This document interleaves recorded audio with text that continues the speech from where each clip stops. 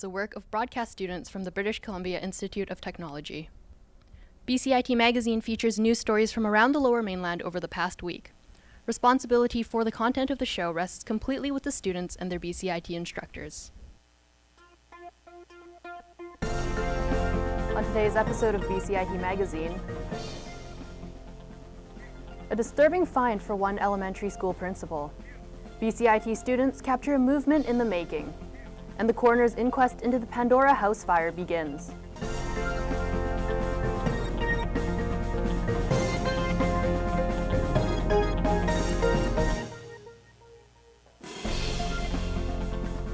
Good afternoon and welcome to BCIT Magazine. I'm Connie Wan. 2 elementary schools are recovering from a pair of weekend vandalisms.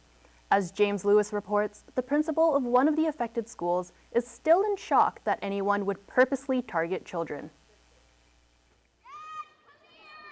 This isn't the scene any elementary school principal wants to arrive to on a Monday morning. What I was hoping would be a quick spin around the school to make sure that there was no glass or anything from the weekend, and then found 2 boarded up broken windows and this bird tail playground right here and glass all over the blacktop here. A late-night act of vandalism Corneo blames on teenagers. So this is pretty much what's left of our slide. I mean, as you can see, it's attached to, the cedar at the bottom, but they melted right through the slide. But surprisingly, this isn't the first time the sleepy Tsawwassen school has been targeted. A couple weeks ago, it was pumpkins blown up, and then before that, it was ripping up the blacktop. Cornell fears the problem is part of a more disturbing trend. That same weekend, Promontory Elementary in Chilliwack was vandalized, also not for the first time. Meanwhile, back in Tsawwassen, that school has been left with at least $3,000 in damage, and Corneo with a message for the perpetrators. We have 308 victims right now, kids who are afraid. Kids with anxiety are afraid, to come to school. It doesn't feel good, it feels scary. Someone's wrecked their safe spot. And while she doubts the offenders will ever be caught, she vows the school will rebuild. James Lewis in Tsawwassen for BCIT Magazine. The coroner's inquest into the deaths of 3 men after a fire in an illegal boarding house is ongoing this week. BCIT Magazine reporter Shelby Tom tells us some are blaming the lack of affordable housing for the accident. Construction workers are shoveling sand and dumping dirt, working on the property where 3 men died in a fire last December. Investigators blamed a faulty extension cord connected to old Christmas lights for the blaze. There were no smoke detectors or alarms in the home. A community leader says he hopes more than just details of the fire are exposed in the inquest. The other contributing conditions will also have a chance to get exposed. That is, the whole pressure on affordable housing, which leads to slum housing in the first place, so that bad housing is kind of excused because it's the lesser of evils. The first witness to testify at the inquiry lived in the basement of this home. He says there were plumbing and electrical problems, but changes were never made. It always like that way. It always takes somebody to die before somebody does something about it, right? And it's common for. It's common in, every sense of things, like wait for something to happen before anybody does anything about it. A neighbor says whether the men stayed or were forced to leave, it would have been a lose-lose situation. You're damned if you do and you're damned if you don't, because if you kick them out, people are going to say, well, you're being cruel to the poor and the helpless. And then if they're kicked out, they're just going to be out in the streets and they'll die in the code. The city wanted the house that once stood here demolished, and there's been reports they're now taking the landowner to court. I called the city, but it says they won't comment during the duration of the coroner's inquest. Shelby Tom in Vancouver for BCIT Magazine. 2 BCIT students have been filming at Occupy Vancouver since the protests began on October 15th. Brittany DeAngelis reports. Second-year broadcast journalism students Matthew J. Van Deventer and Rafferty Baker are making a full-length documentary on the Occupy Vancouver movement. Rafferty and I decided to do this because we were busy. We watched what was going on in the States, and we thought there's no better time than now to pick up and follow this movement from a local level. The most important and challenging task is building relationships with the activists. We've put a lot of really hard work into just meeting people, gaining people's trust, getting to know who's who, who's doing what. There are dozens of different committees here, so the hardest thing is getting to know who they are, what they're doing, when they meet, and trying to get the access to shoot this documentary. One Occupy activist says documenting the protest is important. It would be good for the young generation to learn off that, as well as for the older people when we get old, and we can tell the younger generation this is what we did. They spend up to 10 hours a day at the protest, but say it's important to remain impartial. In my mind, I'm consciously saying, you know what, we can't get too involved. We can't get too involved. But at the same time, we've already built up this relationship with one another and this community. So it feels like we kind of are involved. Definitely at the General Assemblies, we're not there contributing. We're there to document it. We're trying to have zero impact on what's happening here. They plan on staying with Occupy Vancouver for 3 weeks full time, then checking in when they can for new developments. Brittany D'Angelo is in Vancouver for BCIT Magazine. Coming up after the break, Sports Break with Dustin Forbes. He has Canucks highlights, plus a recap from the final game for the Whitecaps. And as Halloween approaches, a Burnaby family offers up a scare.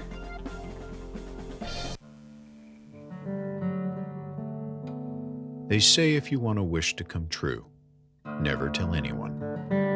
But there is one wish that can make the difference between life and death. And this wish can only come true if you tell someone. Please, let your family know you want to be an organ donor.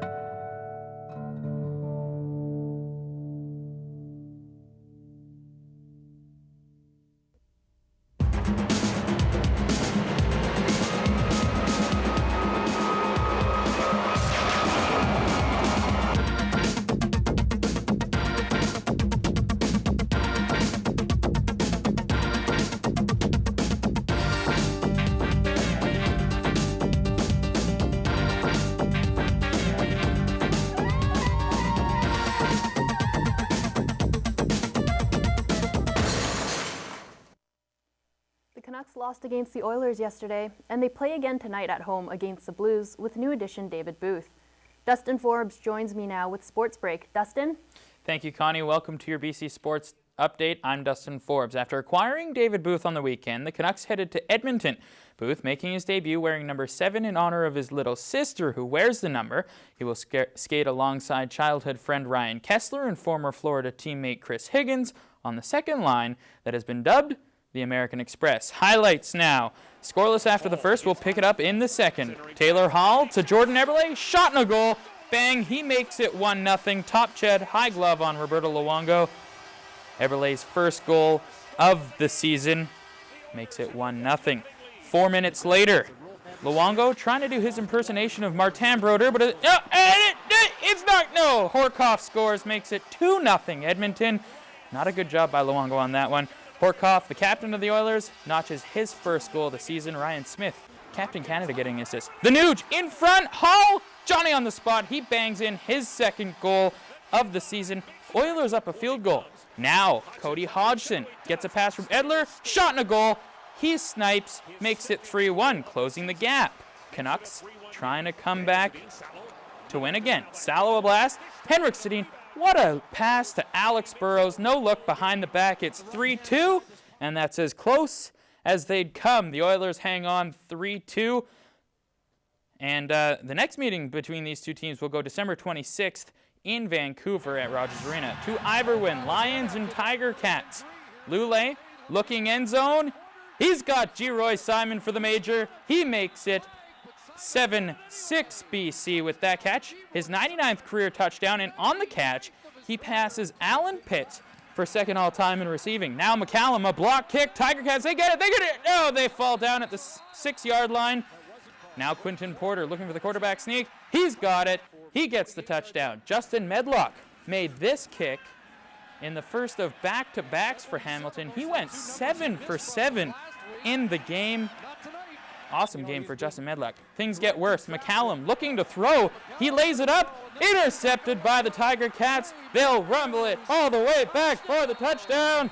Making things worse, adding insult to injury. It would end 42-10 for the Tiger Cats. Lions, their 8-game winning streak snapped. They'll host the Edmonton Eskimos in a showdown for first place, 2 points behind them at BC Place on Saturday.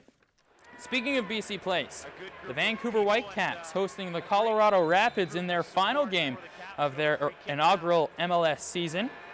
Elaine Rochette, free kick, bounces it in, looking like a modern-day Pele on that one, makes it 1-0 Whitecaps. They love it. The crowd loves it. They're going wild at BC Place. Goalie, not so much. The players, they love it. Unfortunately, though, the Whitecaps wouldn't add any more. They drop 2-1 to Colorado. Wells Thompson getting the goal in the 84th minute to go up. Whitecaps finished the season 6-18-10. Lions have signed Ryan Thelwell and Neil McKinley, bringing both players out of retirement due to injuries. That was your BC Sports Update. I'm Dustin Forbes.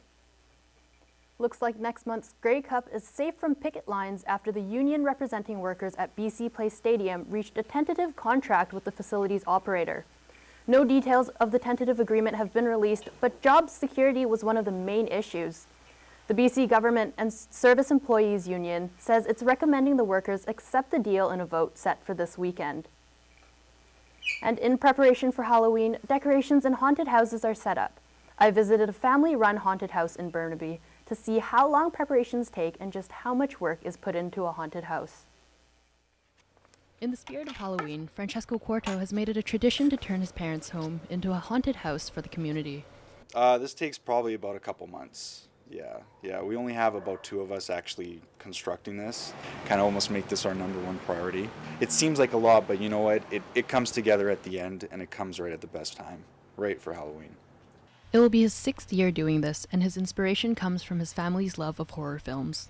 This concept came up, I guess, through the love of to the movie industry and just seeing things out there, just on Halloween too. So just how you sort of create that theme of, scariness or, that fear factor through maybe some old rusted metals and so forth. So I think it's sort of that. This year will be the first time the Quartos will take donations from visitors, with the money going to BC's Children's Hospital. The children don't have a chance to actually go out and kind of enjoy Halloween like all the other kids. And I thought it'd be just kind of a nice little reward, that we're putting this on and kind of give a little something back to them, because they can't come out and enjoy the spirit of Halloween. The hard work is all worth it for Francesco, and his father is pleased with the results. I'm really proud of him, and the fact is, it's entertainment, but it's also a cause for the kids. I really couldn't be more prouder. Absolutely. The Quartos are hoping to keep the scares in the community for as long as they can. Connie Wan in Burnaby for BCIT Magazine. And reporter Dustin Forbes went out to the Country Farm Pumpkin Patch in Richmond for some Halloween fun.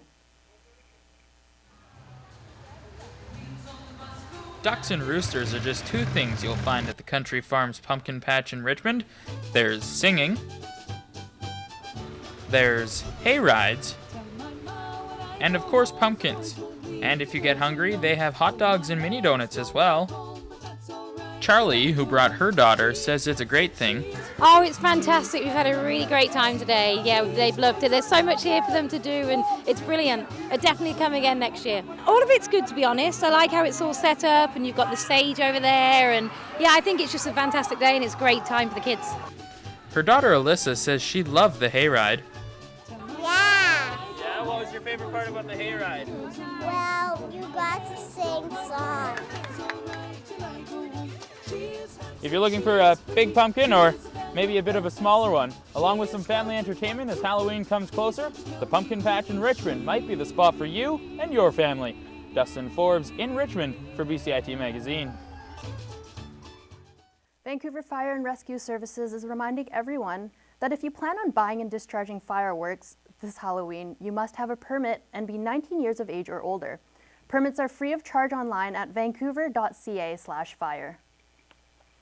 If you have any questions or comments regarding this program, please visit us online at bcitbroadcastnews.ca or bcit-broadcast.com. I'm Connie Wan, and that's today's BCIT Magazine. Thanks for watching.